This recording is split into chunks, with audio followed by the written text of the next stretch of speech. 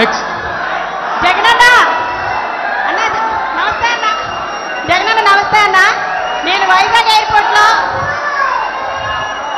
వైజాగ్ నా పేరు సామ్రాజ్యం అన్న. నేను వైజాగ్ ఎయిర్పోర్ట్లో ఫ్యూజన్ ఫుడ్ సంబంధించి కోడికత్తి సీను చేసిన దానికి సంబంధించి ఎయిర్ క్యాటరింగ్ లో చీఫ్ సెక్యూరిటీ ఆఫీసర్గా చేస్తున్నానన్న. నేను అప్పట్లో వాళ్ళు తెలియదు టీడీపీ వాళ్ళని చెప్పి తెలియక నేను రిక్రూట్మెంట్ చేస్తే వెళ్ళున్నానన్న. నేను జరిగింది ఏంటంటే, ఎప్పుడైతే నేను జగనన్న అభిమానం తెలిసిందో అప్పటి నుంచి వాళ్ళు నన్ను సస్పెక్ట్ చేస్తూ మీరు నన్ను ఏదో ఇన్స్పైర్ చేసి పెట్టారని నన్ను ఫస్ట్ నుంచి హెరాస్మెంట్ చేసుకుంటూ వచ్చారన్న. అక్కడికి టీడీపీకి సంబంధించిన నాయకులు కానీ, ఆ సిఎస్ వేణుగోపాల్ కానీ, చంద్రబాబు నాయుడు కానీ, లోకేష్ కానీ, బాలకృష్ణ కానీ, ప్రతి ఒక్కరు, హర్షవర్ధన్ అందరూ అక్కడ కూటమిలాగా ఉండేవాళ్ళు అన్న. అక్కడ ఉన్నప్పుడు అక్కడ జరుగుతుందంతా నేను చూస్తూ ఉన్నానన్న. యాజ్ ఏ సిఎస్గా బీసీఎస్ రూల్ ప్రకారం ప్రతిదీ జరగాలని నేను ఉంటే ప్రతిదాన్ని అవాయిడ్ చేసి నన్ను సస్పెక్ట్ చేసి పక్కన పెట్టేశారన్న. పెట్టేసి ఏదో ఒక రకంగా నన్ను హెరాస్మెంట్ చేస్తూ నేను దొంగతనం చేశానని నా మీద దొంగతనం కేసు కట్టి ఎయిర్పోర్ట్ డైరెక్టర్కి నా మీద దొంగ కేసు పెట్టించారన్న. పెట్టించిన తర్వాత వేణుగోపాల్ అయితే నిన్ను ఎక్కడా ఉండనేను అని చెప్పి నాకు సవాల్ చేసి నా మీద వార్నింగ్ ఇచ్చున్నాడన్న. ఆ తర్వాత నేను ఈ హెరాస్మెంట్ భరించలేకపోతున్నానని చెప్పి రిజైన్ చేసి బయటకు వచ్చేసి వేరే ఎయిర్లైన్స్ నేను ఇనాగ్రేట్ చేసి నేను ఆఫీస్ ఓపెన్ చేశానన్న. సేమ్ వైజాగ్ ఎయిర్పోర్ట్లోనే. మీ మీద దాడి జరిగిన తర్వాత మేము ఉంటున్న అపార్ట్మెంట్ దగ్గరికి వచ్చి మేము ఉన్నామని ఎంక్వైరీ చేసి మా అపార్ట్మెంట్ చుట్టూ నెల రోజులు తిరిగారన్న. ఈ దాడి నేను చేపించాను, మీరు నన్ను అక్కడ పెట్టి మీ మీద నేను చేపించానని నాతో చెప్పించడానికి నన్ను చాలా రకాలుగా హెరాస్మెంట్ చేసి మా ఫ్యామిలీ అంతా మమ్మల్ని హెరాస్మెంట్ చేశారన్న వాళ్ళు. అయినా కూడా మేము ఏంటంటే డిసిప్లిన్ ఉండాలని బయటికి రావడానికి భయపడి పిల్లల్ని తీసుకొని ఫ్యామిలీ అంతా మేము షిఫ్ట్ అయిపోయి వెళ్ళిపోయామన్న రిజైన్ చేసి. కానీ ఎయిర్పోర్ట్లో ఎప్పుడైతే మీ మీద దాడి జరిగిందో అప్పటి నుంచి నేను చేస్తున్న ఆఫీస్ కానీ మొత్తం తీపిచ్చేశారన్న.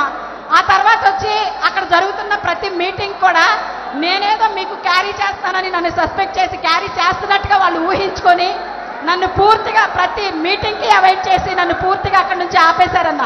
ఆ తర్వాత నేను వచ్చేసానన్న. బయటకు వచ్చేసిన తర్వాత నేను మా ఇంటి దగ్గర ఉంటూనే అన్ఎంప్లాయ్మెంట్లోనే ఉన్నానన్న.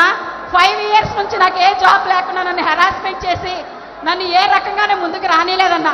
ప్రతి చోట నా మీద రోబరీ కేసు ఉందని లేకపోతే ఇంకోటి అని కావాలని నా మీద ఇది చేసి ఈ అమ్మాయి వాళ్ళకి కోవర్ట్ అని కూడా నన్ను చాలా హెరాస్ చేసి అన్ని చోట్ల పొల్యూట్ చేసి ఎక్కడా జాబ్ రాకుండా చేశారన్న. అయినా నేనేం బాధపడలేదు. ఆ రోజు నా నుంచి జాబ్ అయితే తీయగలిగారేమో కానీ జగనన్న నా గుండెలో నుంచి మాత్రం తీయలేకపోయారన్న వాళ్ళు ఎవరో కూడా.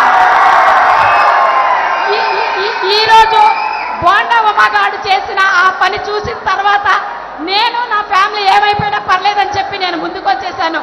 ఆ రోజు జరిగింది కళ్ళార ప్రత్యక్ష సాక్షి నేనే. అక్కడ జరుగుతున్న ఒక దరిద్రమైన ఆ కూటమంతా, లోపల జరుగుతున్న చీకటి ప్రపంచం అంతా ఐ విట్నెస్ నేనన్న. ప్రతి ఒక్కరూ చేసిందంతా నా కళ్ళతో నేను చూశాను. కానీ నేను ఏ రోజు నోరిప్పలేదు. ఈసారి మీ మీద దాడి జరిగిన తర్వాత ఇంకా నేను మౌనంగా ఉంటే ఇంకా నేను అసలు నన్ను నేనే ఉపేక్షించుకోలేదన్న. అందుకే నేను ముందుకు వచ్చి ఈ విషయాన్ని నేను బయటికి చెప్పేశానన్న. అంతేకాదన్నా, బాండవమ్మ అప్పుడు మీ మీద దాడి చేయించినప్పుడు మీరు బస్సులో బాధపడుతుంటే చూస్తుంటే నా గుండెలు అవిసిపోయినట్టుగా నేను ఇంట్లో పడి ఏడ్చామన్నా. మీకేమన్నా జరిగితే భరించే ఓపిక అయితే మా దగ్గర లేదు. నిజంగా ఏది జరిగినా మీరెప్పుడు బాగుండాలి.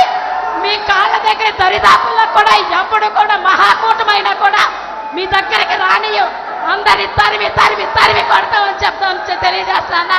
మీరు బాగుండాలి. ఎప్పుడు మీతో కలిసి ఈ యుద్ధంలో ధైర్యంగా పోరాటానికి మేమంతా సిద్ధమని చెప్పి మీకు తెలియజేస్తానన్నా. నేను మీ చెల్లినన్నా, మీరంటే నా పంచ ప్రాణాలన్నా. మీ అందరికీ మీరెప్పుడు బాగుండాలని దేవుడు కోరుకుంటానన్నా. ఈ యుద్ధంలో మీతో కలిసి మేమందరం కలిసి సిద్ధమన్నా. ఎంత అబ్యూస్ చేసినా, మమ్మల్ని ఎంత బాధ పెట్టినా, మాటలు చెప్పలేనంత విధంగా సోషల్ మీడియాలో మా గురించి పోస్టులు పెడుతున్నా కూడా మేము పట్టించుకోలే. మాకు కావాల్సింది మీరు. మీ గురించి మేము ఎప్పుడు అలాగే భరించాలనుకున్నాం. మేము పట్టించుకోలేదన్నా. మీరు బాగుంటారు. మళ్ళీ మీరే సీఎం అన్నా.